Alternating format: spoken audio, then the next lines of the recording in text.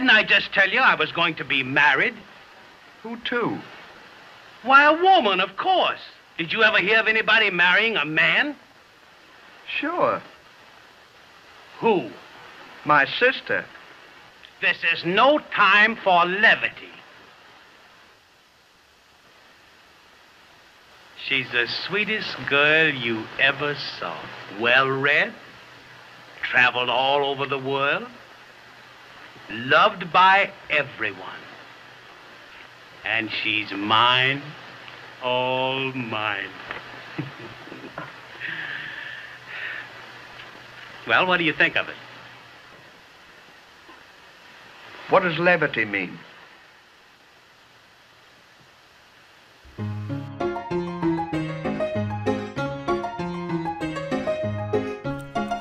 When the advent of sound came to motion pictures, it drastically changed comedy forever. For decades, comedians had been perfecting the art of visual humor, and now the medium was rapidly changing. Some refused to change with the times, and others tried to adapt but failed to find the same success. There were two silent movie stars, however, who not only embraced the change, they actually used it to enhance their act. Stan Laurel and Oliver Hardy.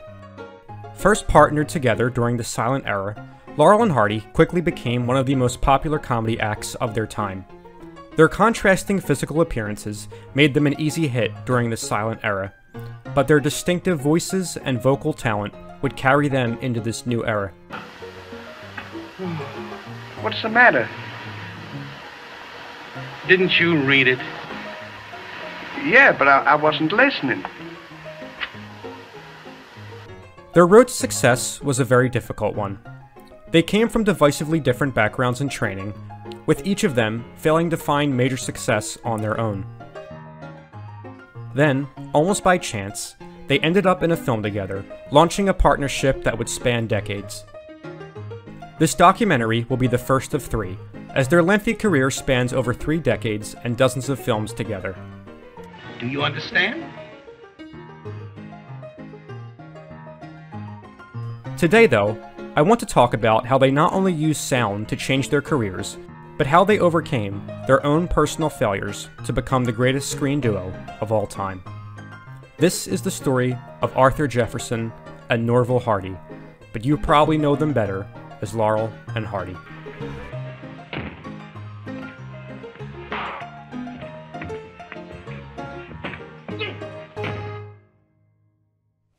Fittingly, Laurel came first. Born Arthur Stanley Jefferson in Ulverston, England in 1890. His father was a successful theater promoter, giving Stan an early interest in life on the stage. By 1910, he had joined Fred Carnot's comedy troupe, where he understudied Carnot's star performer, a young man named Charles Chaplin. Here, Stan learned the skills of pantomime, which would later define his screen persona.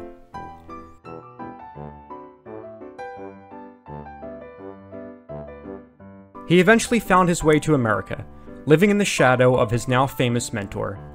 Stan actually made a living impersonating Chaplin's The Tramp in his early film career. But a film producer named Billy Anderson saw something in a young Stan and believed he had the skills to be his own unique film star. He commissioned a film called The Lucky Dog to showcase Stan's talent as a potential film star. The short, filmed in 1920, also called for a heavy, a term used to describe a large villainous type to play off of Stan in a few scenes. And so an actor was hired who was known for playing just such parts. Laurel Oliver Hardy was born in 1895 in Harlem, Georgia. Growing up, his friends called him Babe, a nickname that stuck for most of his life. Here his friends called him Babe because he never smoked, drank, nor said bad words. An acclaimed singer in his youth, he got his start singing along the slides in silent movie houses, which made him fall in love with cinema, aspiring to pursue a career in the field. In 1913, he headed to the then movie capital of the world, Jacksonville, Florida. When the movie business started transitioning to Hollywood, Babe Hardy followed. And so, in 1920, he found himself on a street corner, filming his first scene with future comedy partner Stan Laurel. Though it would be another 7 years before their paths would cross again, their scenes in The Lucky Dog show off their early comedic chemistry together. The Lucky Dog failed to net Stan the success as a performer he hoped that it would. By 1927, they had both found their way to employment at Hal Roach Studios. As Stan had failed to find success as a comedy star, he was now relegated to being a gag writer and comedy director, but his ambition to be a film star never lessened. He was still cast in the occasional bit part in comedy shorts. Oliver Hardy found himself in a similar position, still playing the designated heavy in comedy films. Although they would appear together in separate scenes in a film in 1926, the following year they were cast as co-stars in a short that would give audiences the first true taste of their comedy future together.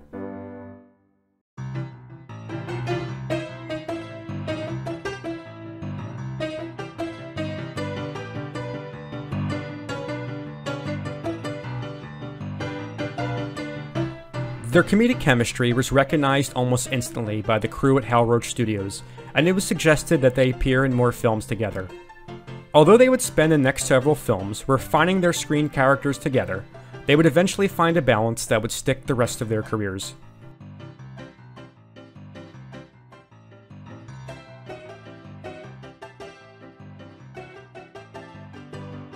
And soon after that would come their iconic wardrobe.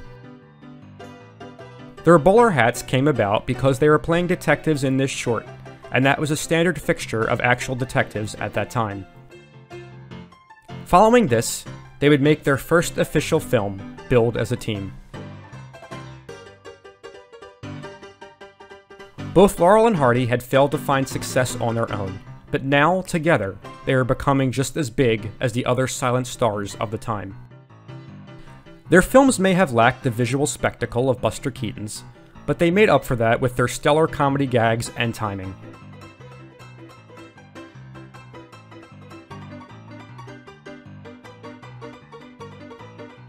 They began to knock out multiple comedy shorts a month, continually perfecting their craft as a team. But in 1929, sound came to Hal Roach Studios, and Laurel and Hardy rolled the dice and decided they would speak on camera for the very first time. How is Mr. Kennedy, Mrs. Kennedy? Oh, he's very well, thank you, Mr. Hardy. Is Mr. Kennedy home, Mrs. Kennedy? Not yet, Mr. Hardy. I must be going. Good night, Mr. Hardy. Good night, Mrs. Kennedy. That was Mrs. Kennedy. Well, what's the matter? I was wondering who it was. Almost immediately, in their first sound film, they knew how to use sound to better their act. While most other silent comedians were using sound as a mere accessory to their acts, Laurel and Hardy actually used it as a way to craft jokes. For instance, instead of showing Stan fall down the stairs here, they used the off-screen sound to tell the joke. Good night, Mr. Hardy.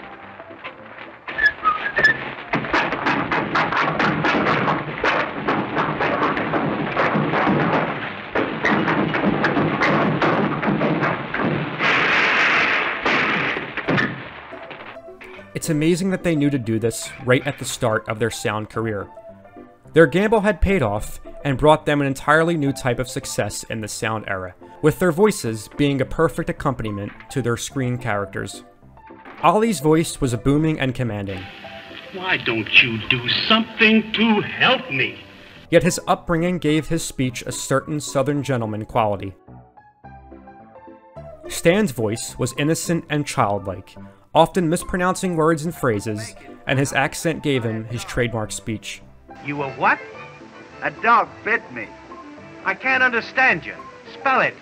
A dog bit me. B-I-it me, bit me. When paired together, their voices complemented their screen personalities perfectly.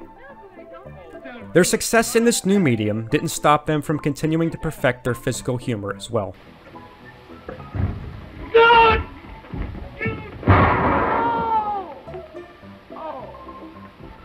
Put that down! Don't do that. Don't you get out of the sandwiches! We've had it. Push me Don't like you? And get back on. Stan, who was often the uncredited director on their films, would often make sure the camera was rolling an extra few seconds, resulting in Oliver Hardy's famous look to the camera in moments of peak frustration.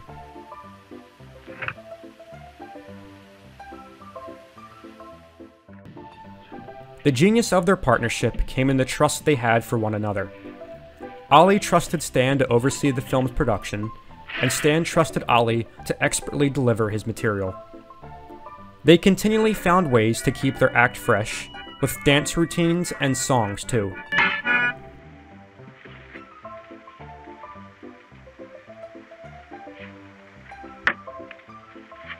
As well as perfectly crafted pantomime and sight gags.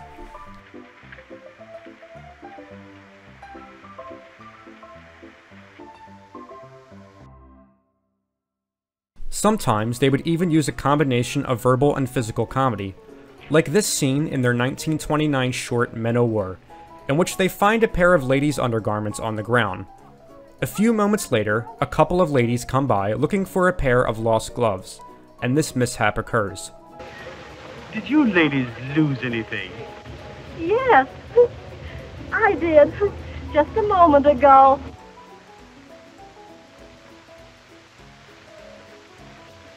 Could you describe them? Oh, sure. They're white, very odd. They button on the side.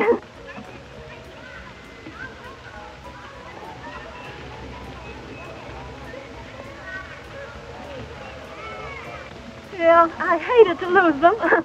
They were so easy to pull on.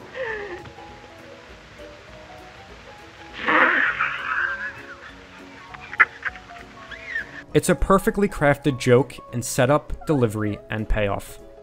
And I just cleaned them with gasoline, too. They would even use camera tricks to play each other's twin brothers, children, and even wives. And furthermore, he's my husband, and I'll talk to him just as I please. Just because you wear the pants in your family, that's no sign you're going to wear them in mine. Oh, well, I wear my own pants in this family. Yes, and I wear mine. Whoop. They also always appeared down on their luck, never managing to get a leg up in life. This allowed them their greatest comedy asset, empathy.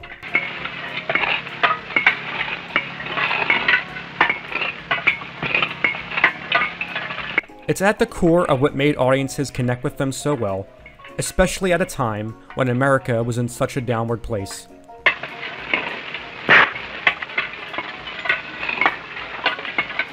Their comedy chemistry was recognized in 1932 officially, with an Academy Award awarded for their short The Music Box, which is arguably their most famous work.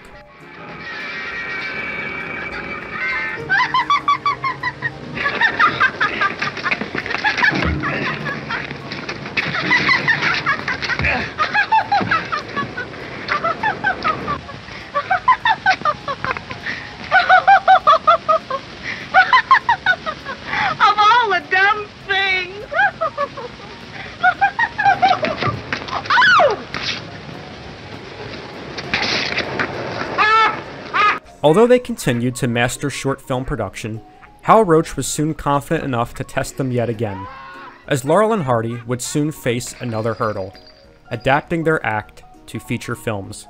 But that is a story for another time. Well, here's another nice mess you've gotten me into. What do you mean, I got you into? Well, your name's Laurel, isn't it? Well, only on my mother's side. You see, it was like this.